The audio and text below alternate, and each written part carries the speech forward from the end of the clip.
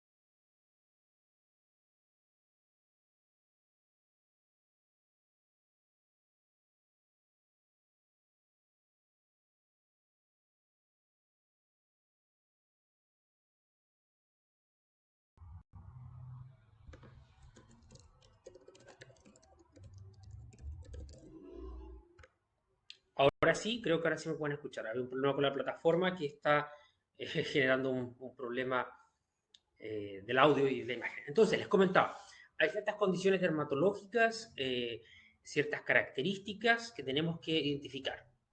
La dermatitis seborreica, la seborrea seca y oleosa, la alopecia androgenética, el efluvio telógeno, el deterioro de la calidad del cabello, el cuero cabelludo, la alopecia involucionaria, la alopecia areata, la alopecia asociada preoperatoria y importante entender los procedimientos de rehabilitación para trasplante capilar. Es decir, tenemos ciertas condiciones que tenemos que tratar que están asociadas a esta pérdida de pelo. Por ejemplo, pacientes, y eso que está algo que está descrito y lo he conversado con tricólogos, con expertos, pacientes que se someten a una cirugía con anestesia general por sobre 1 o 2 horas de anestesia general, presentan alopecia posterior a la cirugía. Y estas son condiciones inmunitarias que se resuelven por sí solas. Por otro lado, la alopecia areata, entender la condición PASE, que es una condición autoinmune. Entonces, no es lo mismo que el paciente llega a la consulta, dice que tiene una caída del pelo, que tiene problemas capilares, y sin entender una posible causa, sin una anamnesis apropiada, iniciar un tratamiento. Veo mucho que existen en el mercado muchos productos de mesoterapias, el plasma rico en plaqueta, el macroneedling, como lo vamos a hablar hoy día, que atacan o que buscan atacar todos los problemas capilares con un nivel muy bajo de éxito. Es porque no entendemos la patología base y no tenemos el conocimiento de la causa y el efecto. O sea, por eso es importante entenderlo. Ahora, ¿cuáles son la distribución de las prevalencias? Tenemos tres grandes condiciones que tienen la mayor cantidad de prevalencias. La alopecia androgenética, el teluvio effluvium y la alopecia areata. La alopecia androgenética y el teluvio effluvium van a ser las condiciones que sí tienen un éxito de tratamiento cuando hacemos intervenciones del área de medicina estética. A pesar de eso, cuando consideramos las otras condiciones, es importante entender que hay que tener otros parámetros de tratamiento mucho más complejos. Por ejemplo, las enfermedades autoinmunes que generan que generan alopecia, no van a tener una respuesta, por ejemplo, al plasma rico en plaqueta o a minoxidil. Entonces, es importante separar. El efluvio telógeno es un signo común de la pérdida abrupta y extensa de cabello telógeno. El folículo piloso pasa a una fase de crecimiento, de fase de crecimiento a la fase de pérdida muy prematuramente. ¿Y cómo se describe? Básicamente el paciente ve, especialmente pacientes femeninos, las mujeres sufren mayor cantidad de efluvio telógeno. Entonces son pacientes que cada cierto tiempo desarrollan una caída de cabello abundante que a veces, que en el la alopecia telogénica aguda, dura menos de 6 meses y se recupera de manera espontánea. Clásico el paciente que dice, bueno, cercano al otoño, tengo una pérdida de cabello bastante importante que luego se regulariza. Mientras que esta condición se puede convertir en crónica, y esto es cuando dura más de 6 meses y a veces durante varios años. Y el curso fluctuante, es decir, el paciente presenta pérdida de cabello, se resuelve de manera espontánea y luego vuelve a tener el problema. El efluvio telógeno tiene mayor prevalencia en mujeres. Es por eso que también nos cuesta definirlo o separarlo de la alopecia androgenética. ¿Cuál es el marcador principal de diferenciación entre ambas condiciones? Es que la alopecia androgenética tiene un factor genético, es decir, cuando hacemos la anamnesis preguntamos y parientes cercanos, padres, abuelos, sufren de alopecia. Entonces es importante que tenemos esta diferencia. Y además, en términos de marcadores bioquímicos, el efluvio telógeno muchas veces está acompañado de una caída en la ferritina plasmática, especialmente en mujeres en edad fértil. También tiene otras etiologías, por ejemplo, infecciones, el COVID. Se vieron muchos casos de caída o de fluido telógeno post-COVID. Fiebre, gripe, mononucleosis, neumonía, brucelosis, fiebre tifoidea, tuberculosis.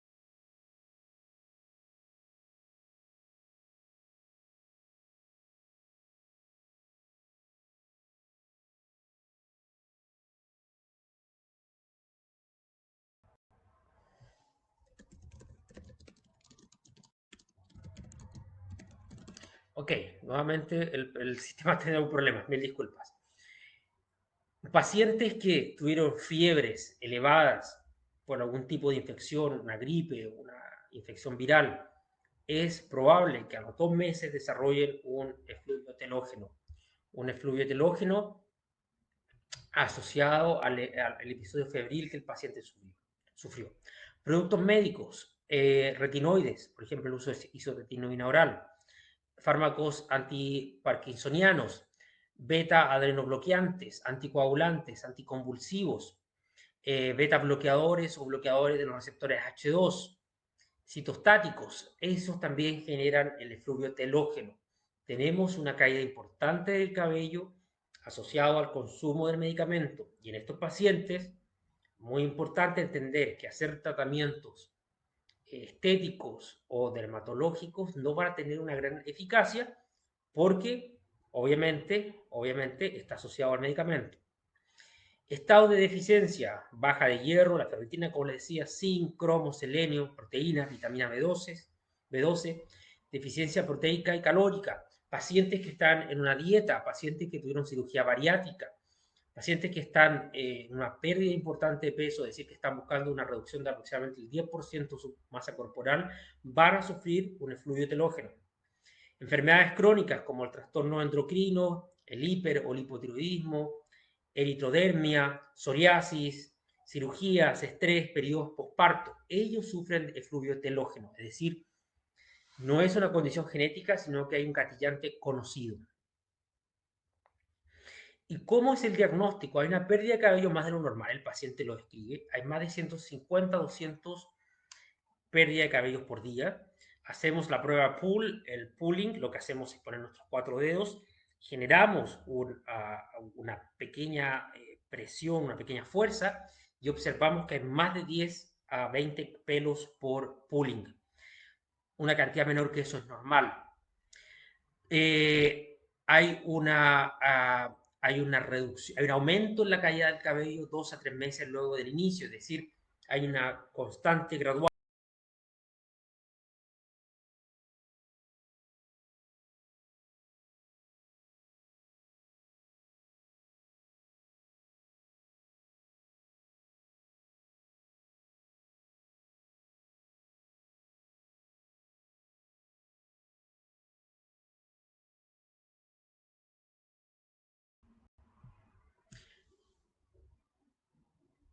Les pido mil disculpas, cada ciertos minutos por alguna razón sale un error en la pantalla de la plataforma Yalual y se cae la cámara, pero yo lo reinicio. Les pido mil disculpas.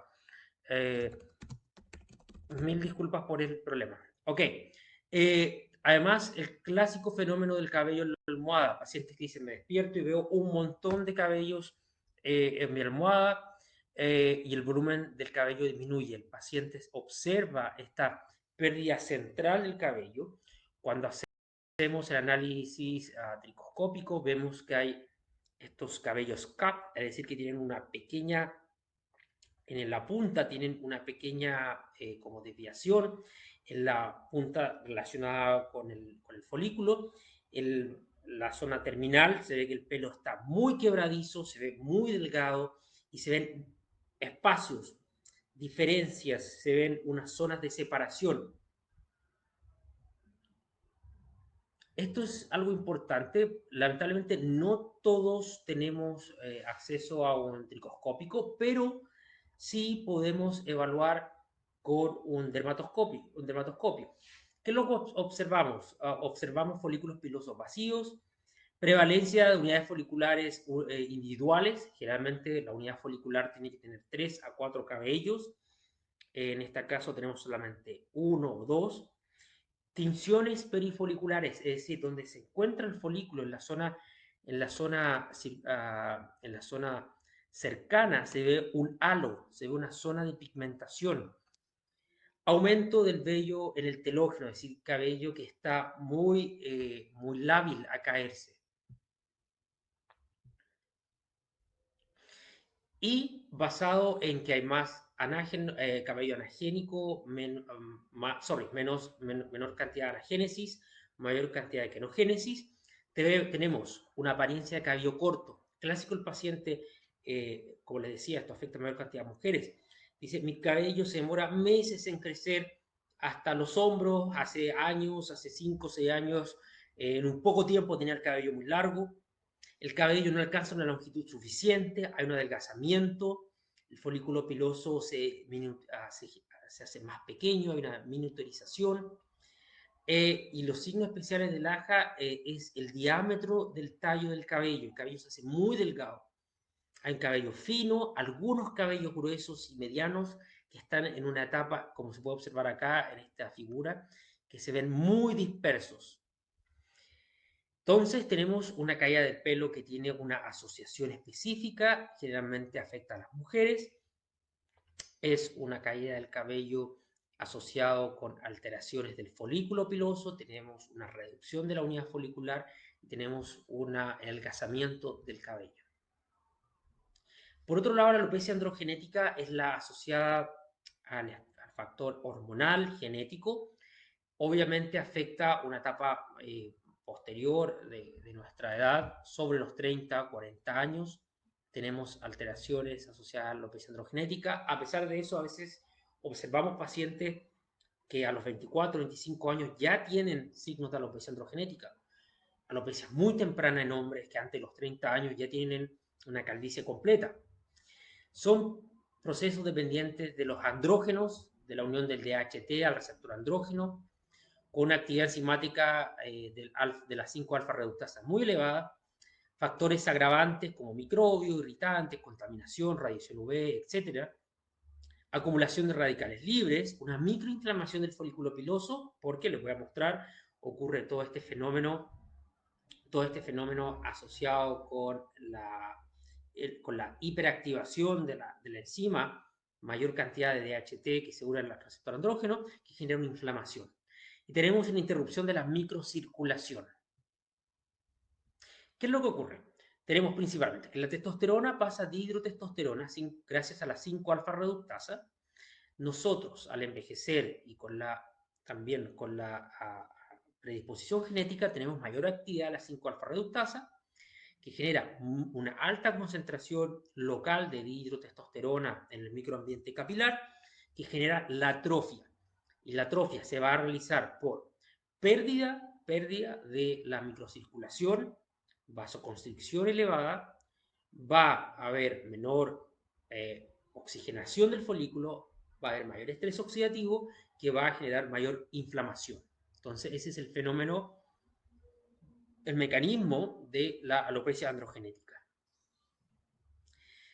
En mujeres principalmente ocurre en pacientes que tienen historial médico de ovario poliquístico.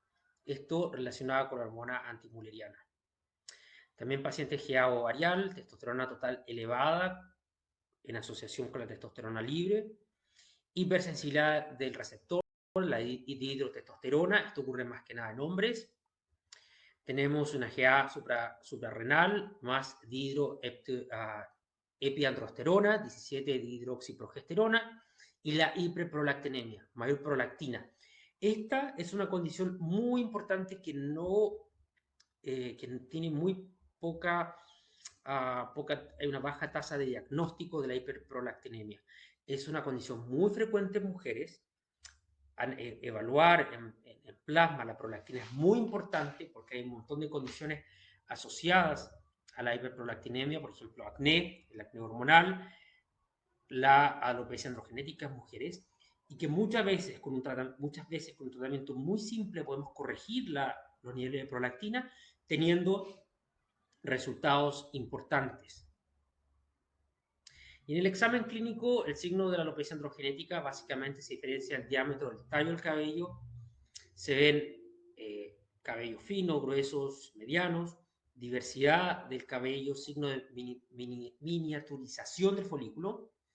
Tenemos el fenómeno de los folículos vacíos, tenemos marcas peripilares, las manchas perifoliculares hiperpigmentadas, que es lo que les decía, básicamente una acumulación de melanina en la zona del folículo.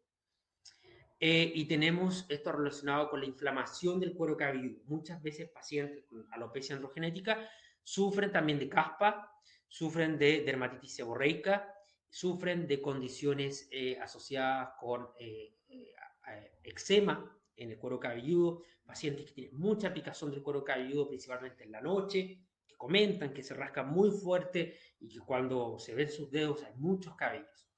Eso está asociado a la alopecia androgenética y así podemos diferenciarla del fluido telógeno. Es importante separarlos. Tenemos distintos tipos de distintos grados, del grado 1 al grado 9 en mujeres, algazamiento difuso del área parietal, mientras que el cabello en la zona frontal se mantiene. El modelo del árbol de Navidad, es decir, que la paciente llega a nosotros y se observa una forma de V, que por eso se llama el árbol de Navidad, porque se ve una pérdida de cabello más hacia la zona frontal. Tenemos adelgazamiento del cabello en las zonas laterales, clásico del paciente que se puede ver un cabello muy delgado, muy fino, casi sin pigmentación. Y básicamente en la diferenciación en la escala Ludwig tenemos una etapa temprana, una etapa intermedia y una etapa tardía. Es importante que lo más temprano en nuestro tratamiento, mayor porcentaje de éxito vamos a tener. Etapas tardías tienden a tener una tasa de éxito menor comparado con una paciente que está recién desarrollando la condición y que podemos atacarlo de manera bastante rápida. Es importante que las etapas también se pueden medir en base a la cantidad de cabellos que se caen. Tenemos que en la etapa temprana decimos que hay 100 a 200 cabellos, luego en etapa intermedia 300, 500, 700 y en etapa tardía 1500 cabellos por día. Y es importante que a los pacientes podamos pedirles que hagan el conteo, porque esto también nos puede indicar cómo progresamos en esta condición, cómo podemos revertir la condición y cómo podemos movernos, por ejemplo, de una etapa 4 a una etapa 1. En hombres usamos la escala Norwood-Hamilton, en la cual tenemos de la etapa temprana, donde hay una receding, una recesión de la línea frontal, de la línea capilar. Luego tenemos una etapa intermedia, donde tenemos la etapa 3 a 4, donde hay una pérdida de cabello en la zona posterior, en la corona, y una etapa tardía donde tenemos una combinación de ambas condiciones y una alopecia, una calvicie más avanzada. Las estrategias terapéuticas de hoy y mañana, modificadores del metabolismo androgénico, la finasterida. Como línea de tratamiento, la finasterida es muy exitosa. A pesar de eso, tiene una gran cantidad de factores que hacen que el paciente no quiera consumirla. La adherencia al tratamiento de finasterida es bastante bajo porque toma mucho tiempo y hay ciertos efectos secundarios asociados. Los antiandrogénicos, la espironolactona es el principal tratamiento en mujeres. De hecho, es un tratamiento muy exitoso. A pesar de eso, hay pacientes que no están dispuestas a tomarlo porque en ese tiempo tiene que estar bajo supervisión de ginecólogo. Los estimuladores del crecimiento del cabello, minoxidil, los complejos metabólicos, es decir, las suplementaciones, los tratamientos inyectables, lo que vamos a hablar ahora, trasplante capilar y la implantación de papilas dérmicas o células del folículo dérmico, que se van a ir como disponibles próximamente. Básicamente son tratamientos con células madres que en Europa se utilizan, a pesar de eso han tenido muy bajos resultados. De hecho, estudios asociados, probablemente han escuchado de RegenLab, que tiene este sistema donde se extrae una pequeña muestra con una pequeña biopsia de cuero cabelludo, se muele, se hace un líquido con un equipo y luego se reinyecta. Ha tenido muy pocos resultados. ¿Y cuál es el problema? Es que cuando hablamos de la parte dermatológica clásica. Estas son las guías internacionales del manejo de la alopecia androgenética. En hombres, dice, si es suave, terapia tópica; si es más severa, un año de minoxidil al 5% y o finasteride; y si no funciona, trasplante o peluca. O sea, es casi vergonzoso ver esta guía de tratamiento. En mujeres, básicamente lo mismo, pero utilizando minoxidil al 1%, acá utilizamos al 2%, si no tiene éxito, trasplante o peluca. O sea, son guías extremadamente vagas y extremadamente poco auspiciosas. Nos dan, para mí son una vergüenza. Aparte, hace mucho énfasis el tema del trasplante. El trasplante capilar tiene una tasa de éxito baja, y si el trasplante capilar no tiene una mantención adecuada, el trasplante capilar no va a tener resultados a largo plazo. Se sabe que entre los 6 a 9 meses post trasplante capilar hay una pérdida de aproximadamente del 60% de las unidades foliculares que se incorporaron.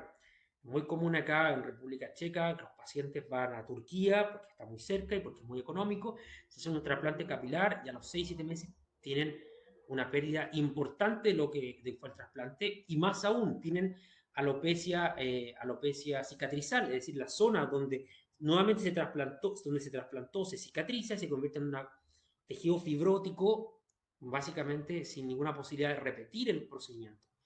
Entonces el trasplante capilar no es la cura ni la solución a la alopecia. Yo tengo pacientes que van a realizarse un trasplante capilar y los preparo con, por ejemplo, finasteride, minoxidil, por al menos 6-7 meses, inyectables, plasma rico en plaqueta, o como les voy a mostrar hoy día las técnicas de rehermalización, y luego se realizan el trasplante y luego tienen que continuar por casi toda su vida, con al menos cada 6 meses un tratamiento inyectable, el minoxidil casi de por vida, muchas veces ciclos de finasteride cada 2 años. ¿Y cuál es el concepto y por qué vamos a hablar hoy día de rehermalización y cómo todo esto se mezcla? Porque, para los que han estado presentes, yo hablo mucho del ácido succínico, que es este metabolito con capacidades bioenergéticas. Este metabolito además tiene un receptor que se llama el receptor GPR91. Este receptor se encuentra en el folículo piloso, está ubicado en el folículo piloso, el receptor ácido succínico 1, y tiene efectos prorregenerativos, antiinflamatorios, y además promueve el crecimiento del cabello. Y de hecho, eso les voy a mostrar hoy día con el estudio. ¿Qué es lo importante? Que el producto de rehermalización, el producto Electri, es el que tiene menor concentración de ácido hialurónico, con una concentración del 0,5% versus una concentración del 1,6% del ácido succínico, del succinato de sodio. Por ende, el balance está hacia el ácido succínico. A nosotros nos interesa, principalmente en el paciente con alopecia androgenética y efluvio telógeno, mayor efecto del ácido succínico más que el del ácido hialurónico. Es por eso que, por ejemplo, utilizar CELA 1.1, 1.8 o 2.2 no va a tener realmente gran efecto. Es el producto Electri el que nos importa. Ahora, ¿cuál es el efecto o cuál es lo importante utilizando la rehermalización en la alopecia? Queremos normalizar la microcirculación. ¿Por qué? Para los que han estado presentes en otro web seminar, he mostrado que la rehermalización activa la secreción de VEGF, angiopoietina, hay una restauración de la pared vascular, hay mayor cantidad de diámetro capilar y hay mayor actividad trófica tisular. Por otro lado, el ácido succínico activa la producción de ATP, hay mayor energía y el efecto antiinflamatorio y antioxidativo. Tenemos mayor producción de TGF-beta, interleuquina 10, interleuquina 4. Por otro lado, tenemos la desactivación de los radicales libres, por ende tenemos un microambiente de mejor calidad para el tratamiento de la alopecia. Es importante que el ácido hialurónico de alto peso molecular no reticulado que está en el producto Electri, es una concentración baja, va a mejorar hidratación. Y de hecho, algo que observo mucho en mis pacientes cuando uso redermalización en la caída del pelo es que dicen: siento menos picazón, tengo menos caspa, tengo menos excoriación, tengo menor cantidad de irritación, sienten el cuero cabelludo fresco. Es difícil de explicar esto de fresco, el concepto de fresco, pero sienten menor ardor o malestar. Y eso es gracias al ácido hialurónico de alto peso molecular. Entonces, básicamente, el ácido succínico mejora la circulación gracias a la biosíntesis de PGF, el factor vascular de crecimiento fibroblástico. Hay mayor estimulación de la angiopoietina, efecto citoprotector sobre el endotelio. Se normaliza el tono de los microvasos y hay una mejora en la microcirculación y el trofismo. ¿Por qué? Y ahora nuevamente quiero volver a esto. El proceso molecular de la alopecia androgenética estaba asociado con mayor cantidad de la actividad de la alfa reductasa, mayor activación del intercambio de la testosterona a la hidrotestosterona, que lo que generaba era una reducción y una vasoconstricción de la microcirculación. O sea, la microcirculación era todo el problema. Es por eso que también lo mezclamos con el minoxidil. Y esto es algo que he conversado y se lo he comentado anteriormente, cómo el ácido succínico es capaz de interconvertir al macrófago. Tenemos un macrófago proinflamatorio versus un macrófago antiinflamatorio, que lo que tiene es capacidad regenerativa. Y tal como también lo hemos conversado anteriormente, el ácido succínico es un intermediario del ciclo de Krebs, y en el ciclo de Krebs, como proceso bioquímico en la mitocondria, lo que hace es la producción de ATP. El ácido succínico lleva el balance hacia mayor producción de ATP.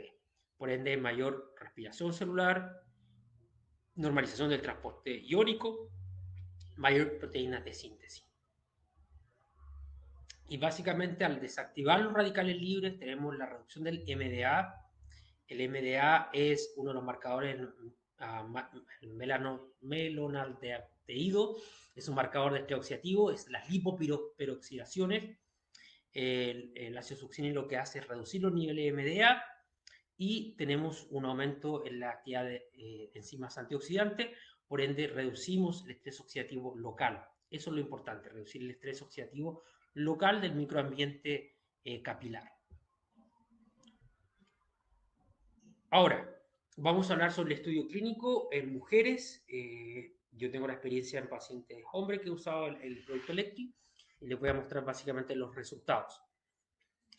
El diseño de estudio involucró 20 mujeres con AGA, alopecia androgenética grado 1-3, 10 mujeres control, 10 mujeres experimental. El grupo control solamente usó minoxidil a 2%, 2 veces por día durante 12 semanas, que es el gold standard. El grupo experimental además tuvo 6 procedimientos con intervalo de 2 semanas de Electri, microinyecciones. Les voy a mostrar después un video cómo se realiza.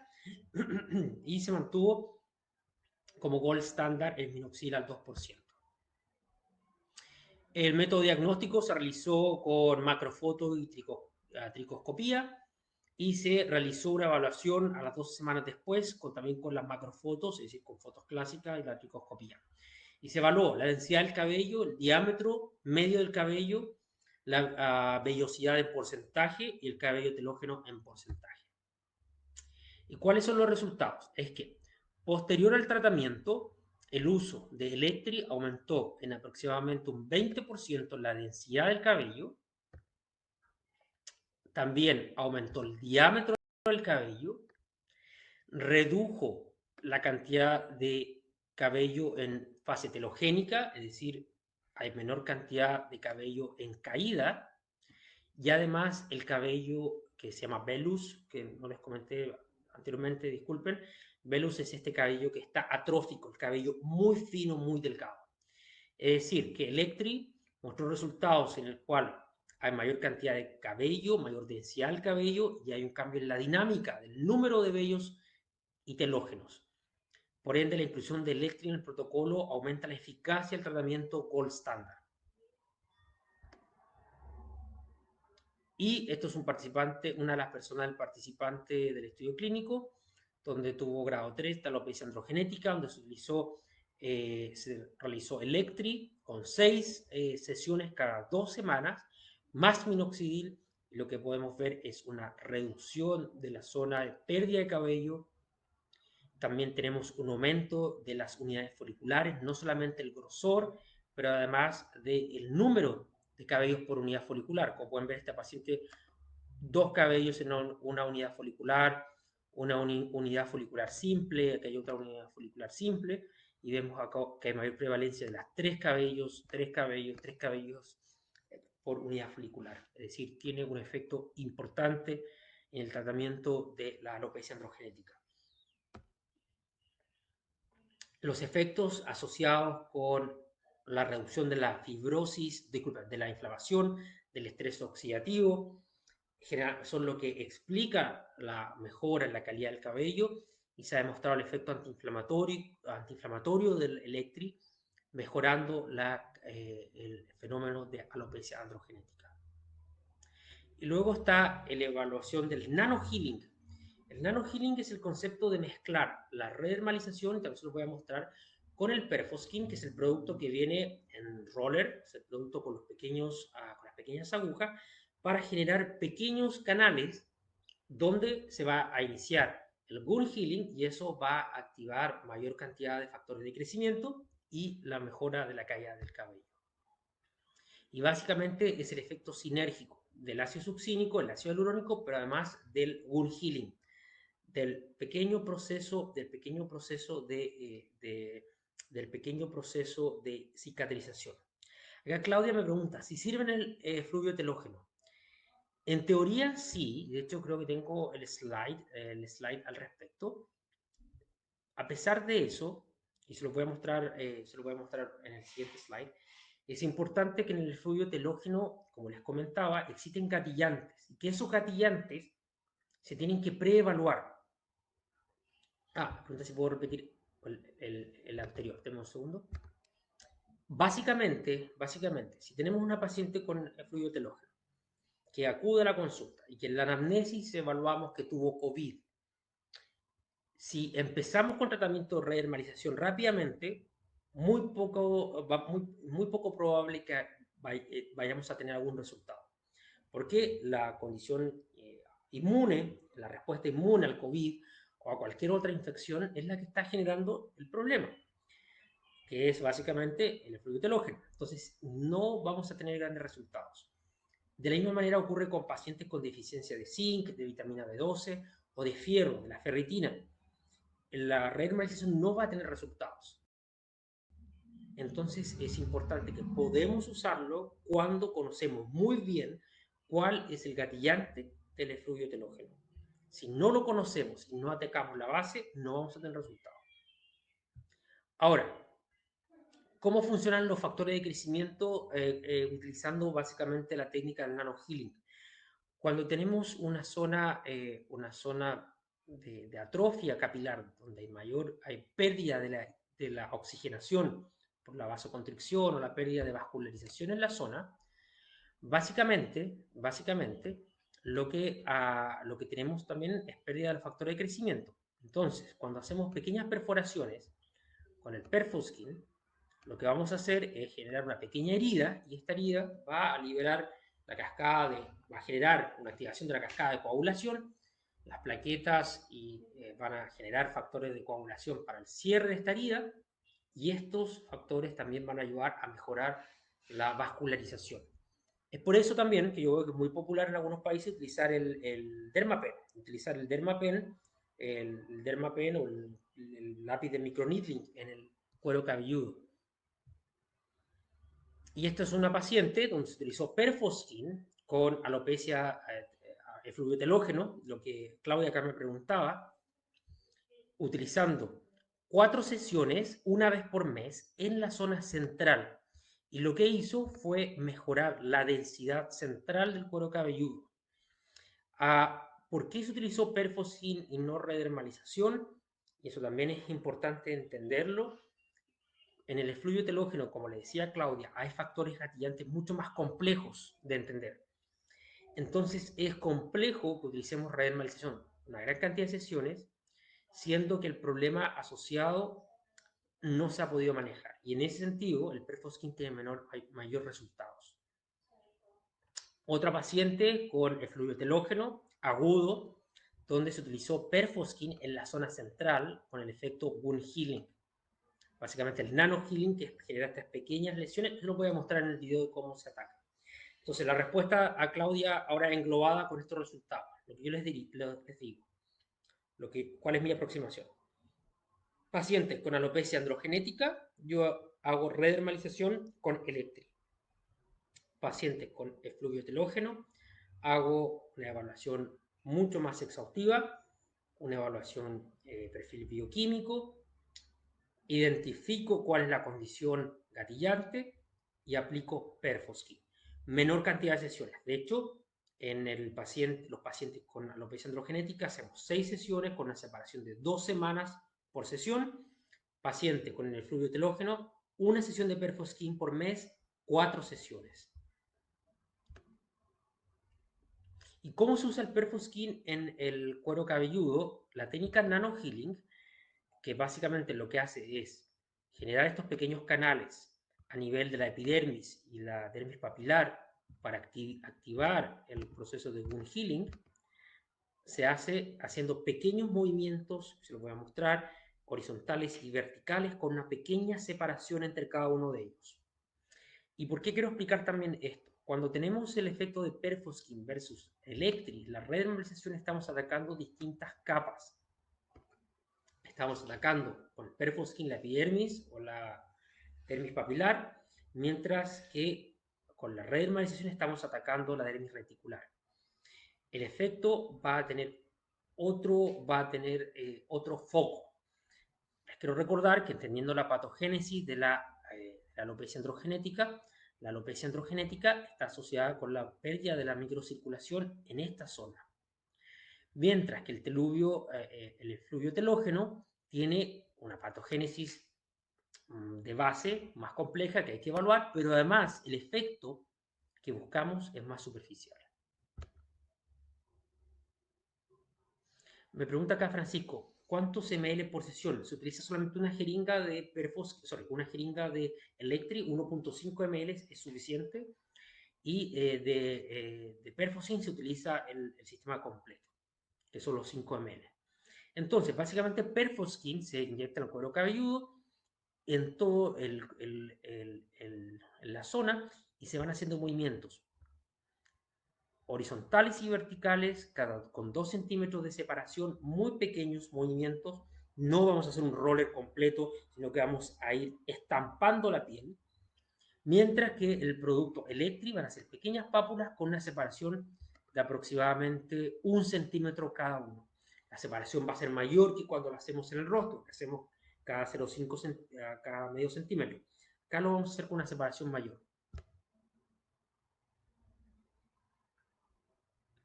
Un segundo, creo que la presentación está... Esto, por ejemplo, cómo se ve un resultado de un paciente con alopecia androgenética, más Perfoskin, más redermalización, más, esto es algo que yo no realizo, betametasona local, y luego mantención plasma rico en plaquetas. Es decir, se realizó algo bastante complejo. ¿Por qué? Porque el tratamiento de la alopecia androgenética también es complejo. Entonces se inició con redermalización, luego como mantención el Perfoskin y luego como mantención plasma rico en plaqueta. Esto es otro paciente donde se mezcló minoxidil, es importante el minoxidil como terapia base, es el gold standard, junto con 3 ciclos consecutivos de Electri y luego 2 de Perfoskin, y luego 3 sesiones de plasma rico en plaqueta. ¿Por qué se mezcló? Y esto es algo que está también en estudio y que yo realicé un web seminar hace no mucho para la compañía TILA, donde yo también expliqué sobre los factores gatillantes de la alopecia androgenética y la alopecia areata en pacientes donde hay un factor autoinmunitario. El plasma rico en plaqueta tiene efecto, por supuesto, es algo aceptado. El plasma rico en plaqueta funciona para la alopecia, pero el enfoque del plasma rico en plaqueta está más asociado con la inmunidad más que con la desinflamación. Porque de hecho las plaquetas tienen ciertos factores proinflamatorios que son importantes. Entonces, un protocolo bien diseñado mezcla redermalización, nanohealing para atacar 2 capas distintas, plasma rico en plaqueta para reducir el efecto autoinmunitario que genera la atrofia capilar. Y el sistema está súper lento. Pregunta Doris. ¿El ácido succínico tiene alguna acción beneficiosa sobre la cana en el cabello? No. Lamentablemente, la función del melanocito en el efecto de la pigmentación del cabello es algo que no tiene ninguna relación con el ácido succínico. Hay congresos en tricología buscando o hablando sobre potenciales tratamientos para la pérdida del color del cabello, y es un tema y es un área que básicamente no existe un producto en el mercado que realmente vaya a reducir la pérdida del color en el cabello. Lamentablemente no hay tratamiento actualmente para eso. Entonces, para el efluvio telógeno, básicamente tenemos la recuperación, el curso agudo, el curso crónico, las recomendaciones comunes, eliminar el factor gatillante, luego la terapia sistémica, es decir, por ejemplo, suplementar fierro, suplementar vitamina B12, vitamina D, la terapia de inyecciones. Les comentaba que el efecto principal va a estar dado por el Perfoskin más que la renormalización. Y la terapia tópica tiene que estar siempre acompañando el tratamiento. Y esa se basa principalmente en el minoxidil o el aminexil si lo usamos en champú, o el minoxidil si lo usamos en tópico. El aminexil tópico tiene muy poco efecto y no tiene gran ciencia detrás. ¿Opinan sobre el minoxidil vía oral y en qué dosis? Yo no tengo experiencia con minoxidil oral porque no está aprobado aún en Europa. He visto estudios que tienen muy buenos resultados. A pesar de eso, tampoco hay una claridad en la dosis apropiada. El problema es que el minoxidil es un vasodilatador. Entonces, sí se han visto efectos secundarios importantes, bastante graves en pacientes relacionados con hipotensión o crisis hipertensivas, porque al ser un vasodilatador tiende a generar estos efectos incluso contradictorios. Entonces, el minoxidil acá al menos en Europa no está aprobado y yo no tengo experiencia con minoxidil. La única terapia sistémica con reales efectos es la finasteride o la dutasteride. Y en la alopecia androgenética vamos a tener una terapia sistémica con complejos metabólicos, es decir, suplementaciones si es necesario, o finasteride. Vamos a utilizar el minoxidil, vamos a utilizar la terapia de redermalización. Podemos y recomendamos hacer plasma rico en plaquetas 2 veces al año, no más de 3 sesiones. Trasplante capilar en pacientes con una alopecia androgenética avanzada sobre grado 3 a 6. A pesar de eso, la redermalización, el plasma rico en plaquetas, el minoxidil, la finasteride no son excluyentes del trasplante capilar. Es algo que tenemos que hacer, educar a nuestros pacientes. Aunque estén decididos a realizarse un trasplante capilar, tienen que tener un pretratamiento. Siempre les digo, es como tratar de cultivar papas en el desierto. El desierto, nuestro tejido, nuestra piel, nuestra dermis capilar, teniendo no una condición óptima, a pesar de que se haga un injerto capilar, la unidad folicular se va a caer. Y también la preparación y rehabilitación para el trasplante capilar. El paciente posterior al trasplante capilar necesita tener un tratamiento a la primera, segunda semana. De hecho, es uno de los grandes errores que se realiza en Turquía. Los mandan a su país de origen y nada, los dejan con un champú, que se los venden ahí y punto. Muchas veces, y lo ideal es que a la semana del trasplante capilar hacer un plasma rico en plaqueta o redermalización. A mí me gusta usar, que algo que acá no les he podido mostrar, y me gusta mezclarlo.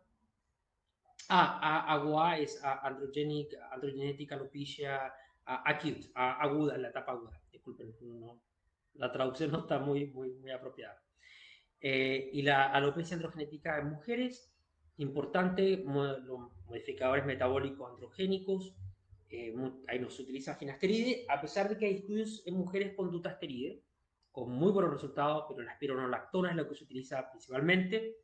Minoxidil, acá sí yo no estoy de acuerdo en el uso de minoxidil al 5%, yo utilizo siempre en mujeres el 2%, porque si no desarrollan ganancia de cabello, de vellosidad facial. Terapias, la redermalización, combinación con el Perfoskin, y el plasma rico en plaqueta una vez por año, con un intervalo de un mes, 3 sesiones, 3 a 6. En mujeres el plasma rico en plaquetas tiene menor cantidad de resultados que en hombres, por ende se utiliza ciclos menores.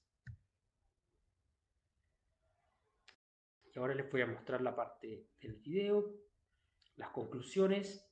El tratamiento de alopecia es un enfoque integral, terapias combinadas, importante combinar el tratamiento y siempre tener de base nuestro tratamiento tópico, que es el minoxidil, método de inyección que forman parte de un protocolo integrado, entender la etiopatogenia, hacer adyuvantes dirigidos, plasma rico en plaquetas, nano healing, distintos tratamientos asociados.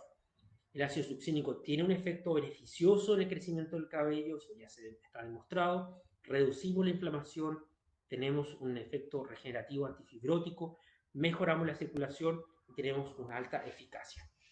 Ahora vamos a ver el video, porque esto es algo un poco irónico, pero el tratamiento de la alopecia es bastante fácil. Creo que todos nosotros que estamos acá online hacemos tratamientos mucho más complejos, como hacer hasta un lindo labio más complejo que tratar el cuero cabelludo. Es muy, muy simple. El problema de la alopecia es que es complejo el diagnóstico. Decimos, hay caída del pelo, ok, plasma rico en plaquetas. Ok, compre el champú con el Aminaxil de Vichy. El paciente vuelve o va a otro doctor o a otro tratante, no tengo ningún resultado, no ha pasado nada. Y eso está porque no hacemos los pasos de entendimiento, causa-efecto, gatillantes, condiciones sistémicas asociadas y luego el diseño del tratamiento.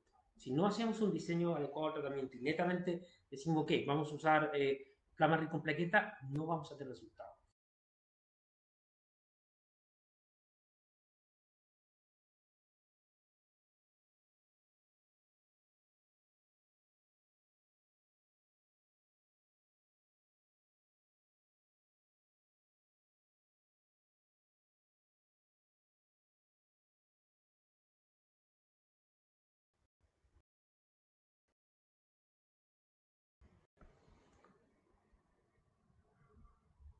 Estamos en un plano muy superficial con la aguja 30G.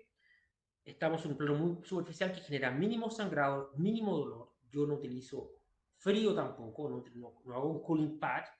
Y lo que voy haciendo es separando las capas de las zonas del cuero cabelludo para encontrar la zona raíz, la zona central, lo que se llama el efecto árbol de Pascua.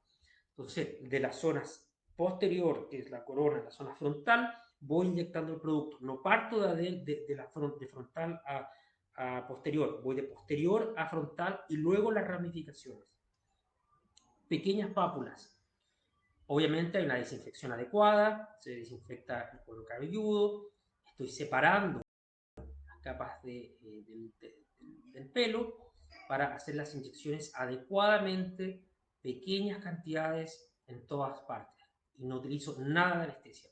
De hecho, el EMLA y la lidocaína en crema genera daño del cuero cabelludo. No utilizar EMLA ni utilizar lidocaína.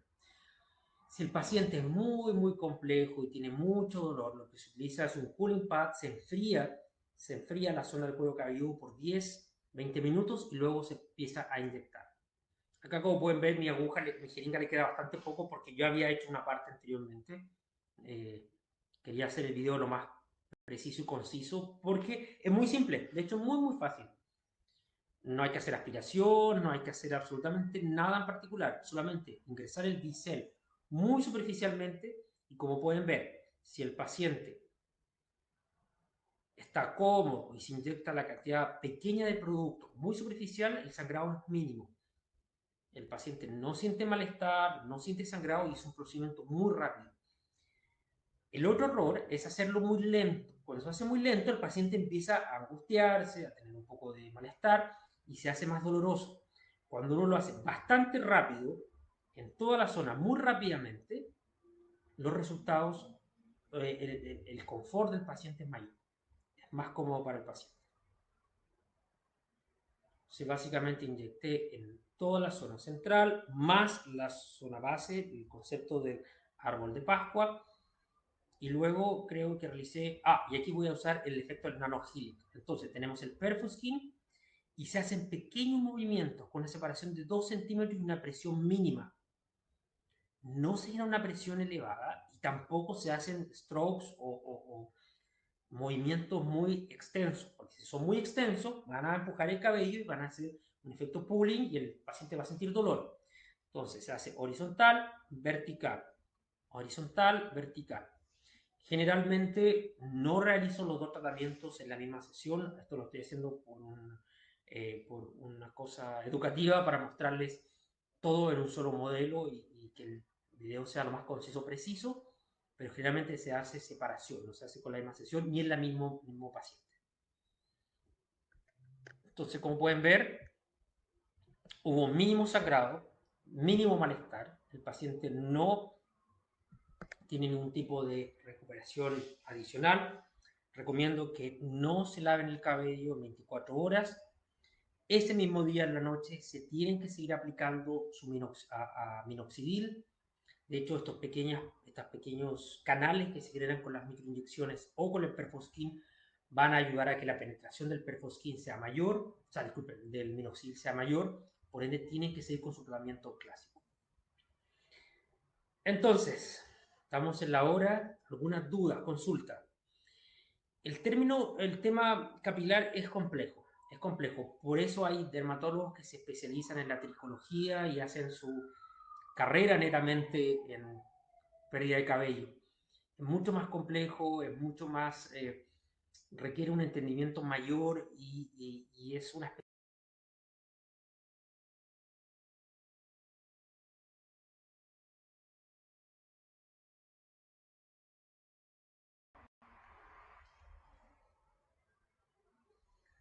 Mil disculpas, se volvió a caer mientras estaba hablando. Yo no me considero tricólogo, no soy tricólogo, a pesar de eso es importante tener los conocimientos base de la alopecia para un tratamiento adecuado, porque en consulta de medicina estética estamos recibiendo muchos casos de pacientes consultando por pérdida de cabello. Si sugiero tomar algún curso diplomado sobre el tema, sí, o sea, depende de si es tu interés central trabajar en términos de caída de cabello o la tricología. Tengo colegas que no les gusta la tricología y ni siquiera aceptan pacientes con pérdida de cabello. En mi práctica, para mí, la parte tricológica no es más del 10%, no es algo que realice mucho. A pesar de eso, cuando lo realizo, quiero hacerlo bien. Entonces, es importante entender que es algo mucho más complejo, es algo mucho más que requiere un entendimiento mayor y que muchas veces tenemos que estar de la mano con el diagnóstico de laboratorio. Tenemos que realizar un perfil bioquímico, conocer cómo están los niveles de fierro, vitamina D12, vitamina D, entender sobre los suplementos y las concentraciones y dosis de los suplementos y cómo vamos mezclando plasma rico en plaqueta con redermalización, con nanohealing, como con técnicas tópicas. No hablamos, por ejemplo, de alopecia areata ni alopecia de tracción. Alopecia areata es una condición autoinmune que tiene otra patogenia que tiene otra guía de tratamiento. Alopecia de tracción, alopecia cicatrizal. Entonces, el tema se va haciendo mucho más amplio. Alopecia universalis. Entonces, es mucho más complejo. Acá María José pregunta, ¿qué multivitamínico vía oral recomiendo? Yo no recomiendo ninguno en particular sin un perfil bioquímico que me diga cuál es la deficiencia de la vitamina o del fierro. Los complejos multivitamínicos de venta libre, es decir, no de prescripción, tienen o dosis muy bajas, con purezas muy bajas, por ende tienen bajos resultados. Por ejemplo, pacientes con anemia o con una baja en el fierro, básicamente lo que hace con una baja de fierro, un multivitamínico de venta libre no va a tener la concentración ni la pureza de la ferritina para realmente revertir el problema. Aquí Paulina me pregunta por qué daña la lidotópica el cuero cabelludo. Por la vasoconstricción que genera. La lidocaína, por más que no tenga vasoconstricción, tiene un efecto de vasoconstricción. Por eso hay pacientes que tienen rosácea De hecho, tengo una paciente, un set de pacientes muy interesante que tienen este eritema de fondo. Nosotros ponemos la lidocaína en crema o el EMBLA en crema, y luego lo quitamos, vemos un halo de blanqueamiento, se ve mucho más pálido el paciente. Eso genera el mismo efecto del cuero cabelludo. Además, cuando nosotros lo sacamos,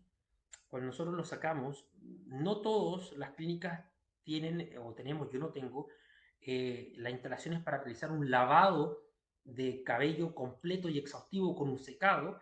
Por ende, si lo limpiamos, sacamos la lidocaína en crema o el EMLA, lo sacamos, siempre va a haber un pequeño residuo. No lo vamos a estar sacando completamente. Luego vamos a microinyectar y vamos a penetrar esa pequeña cantidad, vamos a penetrar esa pequeña cantidad de lidocaína en crema más profundamente en el cuero cabelludo. El cuero cabelludo y la lidocaína también tiene un efecto citotóxico cuando es tópico a nivel profundo. Entonces, yo conozco clínicas que utilizan la lidocaína en crema, eh, prefieren obviar el efecto vasoconstrictor, ¿ok? Pero lo que hacen es aplicarlo en oclusión y luego lavar completamente el cuero cabelludo del paciente, lavar el pelo del paciente como una peluquería, muy exhaustivamente sacar todo residuo y luego secar el cabello. Y eso no todas las clínicas tienen la disponibilidad de eso. Entonces, de hecho, acá en República Checa no conozco ninguna clínica que utilice anestésico para ningún tratamiento de plasma con plaqueta, mesoterapia o redermalización en el cuero cabelludo. Es lo que está recomendado. ¿Alguna otra pregunta? ¿Alguna otra duda? Bueno, siempre dispuesto a responder sus consultas. Un placer siempre estos web seminar. Espero verlos a todos lo más pronto posible. Voy a estar pronto en Chile, en el Xochimilco, Chile. Y vamos a estar realizando junto a Yalual una serie de eventos, de trainings, workshops de redermalización también en Santiago. Ojalá también podamos hacer algo en regiones, algo que Francisco tiene ahí pendiente. Me encantaría también estar en algunas otras ciudades de Chile y siempre un gusto. Dudas, consultas o casos, siempre pueden escribirse en mi Instagram para los que no lo tienen.